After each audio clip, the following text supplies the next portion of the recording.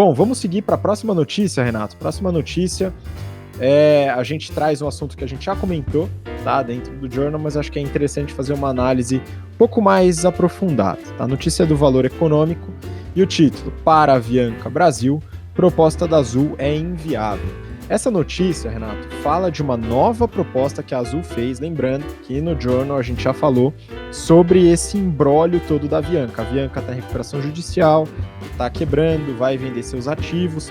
A Azul fez uma proposta inicial, que a gente comentou aqui, de 105 milhões pelos ativos da Avianca e os slots, né, dos aeroportos, etc. A Gol e a Latam fizeram uma proposta conjunta para impedir essa aquisição, né? E aí tá nesse imbróglio. A Azul tentou de novo, através de uma oferta, aí aumentando o valor para 145 milhões de dólares, né, num modelo um pouco diferente, através de uma UPI, unidade produtiva isolada, né, para sair um pouco dos aspectos judiciais aí da recuperação que a Avianca está passando, né? Mas segundo a notícia, né, essa proposta pode ser inviável, tá? Enfim, eu acho interessante a gente trabalhar essa notícia, Renato, porque não só a Avianca em si, que a gente já falou bastante, mas para entender um pouquinho desse mercado e avaliar a Azul, né? Você lembra que a gente já falou sobre a Latam em algum jornal passado, se eu não me engano, no fim do ano, né? Sim, lembro sim. Foi até interessante, porque a gente viu todas as linhas de despesas, como que ela impacta ali no resultado e a grande importância ali do dólar, né? Principalmente na parte de combustível, que eu acho que é importante nesse segmento. Uma coisa fora um pouco da notícia, mas que na verdade tem a ver, é a parte de estratégia que a gente ensina também lá nas nossas aulas do GBP, que é o quê? A gente fala assim de barreira de entrada. Uma barreira de entrada a gente chama de retaliação. O que é retaliação? Você vai querer entrar num segmento, e aí os players que estão nesse segmento, eles vão te retalhar de alguma forma ali para você não entrar, vão dificultar a sua vida, né?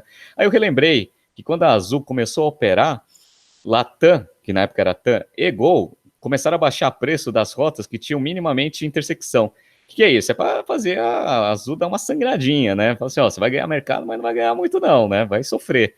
E aí isso foi interessante. Aí o mercado de aviação cresceu muito rápido, né? Então aí o pessoal deixou aí a Azul entrar. E agora, essa notícia, ela também fala da segunda retaliação, né? Porque ninguém queria a Bianca. A Bianca tava lá quebrando, ninguém tava falando nada. A Azul foi lá e falou assim: olha, eu compro vocês, ó, compro nessa oferta, etc e tal. Lá os 100 milhões, 105 milhões de dólares, lá que a gente tinha visto, que a gente analisou no BTC de alguns BTC de ano passados. Aí o que aconteceu? Quando a Azul fez a oferta, chegou a Latam, igual como você mesmo descreveu, falou assim: não, não, não, não.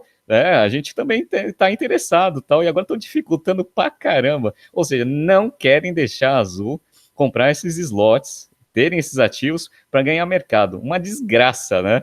Mas enfim, né, esse daí é o aspecto estratégico aí, né, dessa notícia. Mas você analisou bem a Azul, né? Foi até uma solicitação de um aluno no sábado. Ele falou assim: olha, vocês poderiam falar um pouco da Azul, dado que vocês estão falando sobre esses movimentos estratégicos? Acho que é interessante. Você deu uma analisada, né, em receita, mercado, etc, né? Sim, sim, Renato, analisei aqui, eu achei interessante, até puxando esse ponto que você pegou, né, que houve aí uma retaliação como barreira de entrada nesse mercado da TAM na época, e a Gol para evitar a expansão da Azul. A Azul pegou esse limão e fez uma bela de uma limonada. Né? A Azul nasceu em 2008, né, então ela é uma empresa recente, e nessa retaliação, a Azul, por necessidade de mercado também e estratégia, né, começou a operar em voos regionais, utilizando aeroportos que não eram tão cheios, né, superlotados, etc., com voos de aviões pequenos, etc. Né? Então, foi até um dos grandes responsáveis pela popularização e internacionalização do aeroporto de Viracopos, em Campinas. Né? Mas, enfim, como que nasceu em 2008, né, então bastante recente, e como que ela está hoje, né? Se a gente falar de número de aeronaves, né? Hoje a Azul tem operando 125 aviões, né? Desses 125, 63 são E-Jets da Embraer, né? São aviões para esses voos regionais da Embraer. 33 são ATR, são aviões de turbohélice, também para voos regionais. Eles têm 2 cargueiros, né? E o restante, né, para completar os 125, são Airbus A320 para voos internacionais ou entre destinos com maior lotação. Tá? E também utilizando Congonhas, Viracopos, Galeão, Santos Dumont e outros aeroportos mais populares no Brasil. Tá? No ano de 2018, a Azul fez por dia 821 voos, tá? Por dia, para 110 destinos. É a companhia aérea mais espalhada no Brasil, tá? Opera em mais aeroportos e com mais conexões, né? Mais linhas aéreas. Falando do mercado de aviação, né? Falando aí dos concorrentes também. O líder de mercado hoje é a Gol na aviação nacional, com 36% de market share. Depois vem a Latam com 32%, a Azul tem 19% e a Avianca 13%. Então a disputa pela Avianca tá para ver quem vai ficar com esses 13%. Lembrando que uma parte relevante desses 13% são pontes aéreas, né? São as viagens São Paulo-Rio aí diárias, horárias ou a cada meia hora, sei lá qual que é a frequência, né? Mas é o tempo inteiro, né? Entre São Paulo e Rio de Janeiro, que é a menina dos olhos. A gente já vai entender por quê. Né? Taxa de ocupação também é um mercado, também é um dado que a gente tem do mercado, né? Brasil, 81,3%. Então, na média, 81,3% do avião nas viagens. A Azul passa um pouco disso, 82,3%. Tá? Agora, falando dos resultados de 2018, peguei o consolidado do ano. Tá? Receita líquida, 9,2 bi, tudo em reais. Tá? Eles têm basicamente 3 fontes de receita. 95% dessa receita vem do transporte de passageiros. Os outros 5 estão distribuídos aí entre transporte carga, o plano de fidelidade, né, o Tudo Azul e outras receitas irrelevantes dentro do resultado. Tá? Lucro operacional, o ajustado que eles colocam, 808 milhões, tá? Então eles têm uma margem operacional razoavelmente baixa, né, típica do mercado aí, 8,8%. A receita teve um aumento em relação a 2017, de 18,4%. O lucro operacional teve queda de 4,7%. Por quê? Tá? Primeiro motivo, tá? Isso é claro, transparente, aumento do preço de combustível. Tá? Isso devido ao dólar, combustível é dolarizado, commodity, etc. Teve um aumento de 43% em relação a 2017. É muita coisa, muito representativo. O segundo que aumentou muito foi leasing, né? Então, eles não têm o modelo, eles não compram aeronaves, né? Eles têm os contratos de arrendamento, né? O leasing das aeronaves aumentou 27,8%, porque também tem muita coisa em dólar e também negociação com fornecedores, né? As despesas administrativas de pessoal aumentaram 9%, aumentou menos do que o crescimento da receita, tá? E onde eles reduziram mesmo despesa foi em materiais de manutenção e reparo, redução de 11,2%. Renato, eu não sei você, mas essa é a linha que eu não gostaria que eles reduzissem despesa.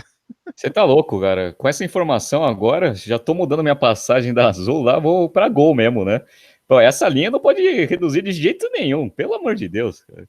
Complicado, né, meu? Mas, enfim, foi negociação com fornecedores também, renovação de frota de aeronaves, tal, tem sua justificativa, eu acho que eles não são loucos, né, de cometer um suicídio de marketing desse, né? Mas, enfim, terminando aqui a parte dos resultados, eu peguei o lucro o lucro antes de impostos, né, o EBT, 885 milhões. Ele é maior do que o lucro operacional. Por quê? Porque houve um resultado financeiro positivo, tá? Isso principalmente devido a derivativos, a estratégia de proteção, de hedge, tá? Dado que o dólar aumentou, essa estratégia de proteção foi eficaz para proteger um pouco o resultado, tá? Então, para isso que serve essas estratégias de proteção. Ao mesmo tempo que na despesa teve um aumento, né, você tem a estratégia de proteção para poder não prejudicar tanto assim o resultado. Margem líquida, 7,6%. Teve um aumento de 1 ponto percentual em relação a 2017, tá?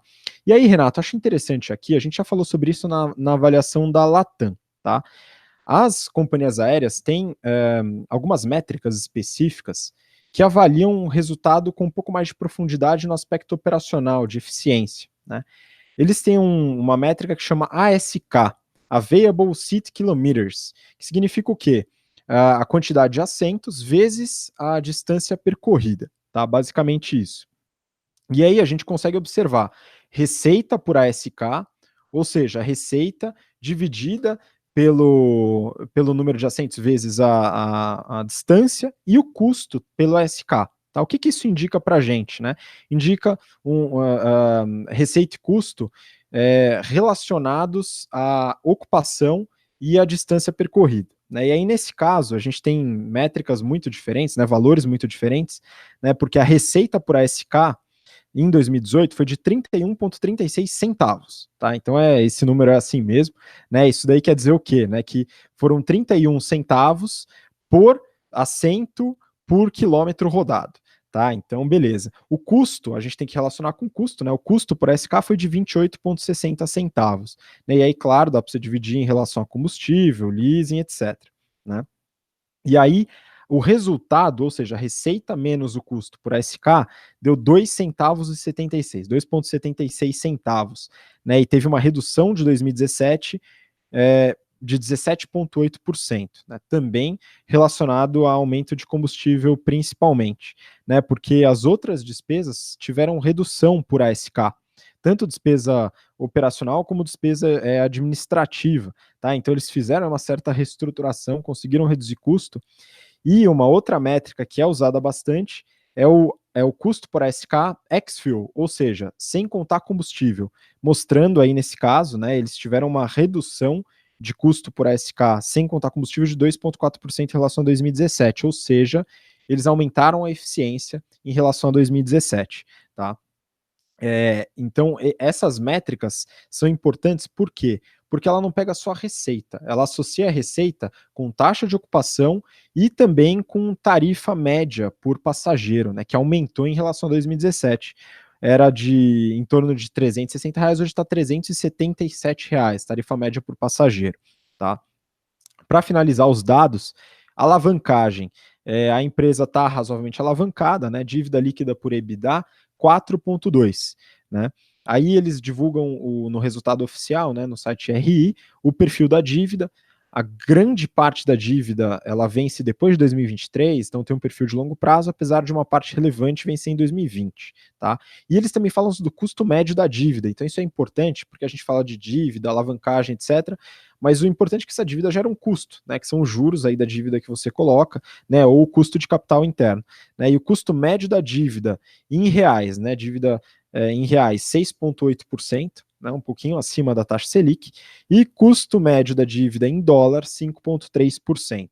Né, então é importante também fazer essa análise, a gente fala sobre isso tanto em finanças corporativas como em análise de investimentos, né, a dívida em dólar em grande parte das vezes, devido aos juros brasileiros serem exorbitantes, né, as dívidas em dólares têm uma taxa menor, mas você está sujeito a variações de câmbio. Né? Então, o que eu vi, Renato, é que é uma empresa bem estruturada, né, tem resultados interessantes para o setor, para o mercado, e a Latam e a Gol têm toda a justificativa para ficarem preocupados caso a Azul realmente adquira os slots da Avianca.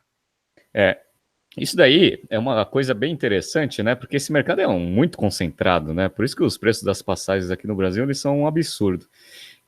E esse mercado ele vai começar a ficar bem bagunçado de agora para frente. Por quê? Porque lá no Congresso eles já aprovaram uma lei lá que antes era o seguinte: capital estrangeiro não podia representar mais do que 20 ou 25% das companhias aéreas, porque eles achavam que era estratégico, etc. Né? Só que agora não, pode ser 100%. Isso abre o mercado para a entrada de novos players, né? Então, algumas empresas internacionais que queiram se estabelecer no Brasil e começar a competir com TAM, Latam, Gol e Azul, agora não tem mais nenhuma restrição em termos de regulação. Obviamente, esse mercado ele é meio ruim, né? Porque todo ano a gente vê uma empresa ou várias empresas aí de aviação no mundo, né, quebrando. Mas como o mercado brasileiro ele é um mercado que está consolidado em dois grandes players, se alguma empresa aí quiser entrar low cost para conseguir abocanhar um pouco de market share, está aberto o mercado. Vamos ver se esse mercado melhora. E aí, todo mundo que atua aí é Latam, Gol e Azul, vão começar a sambar.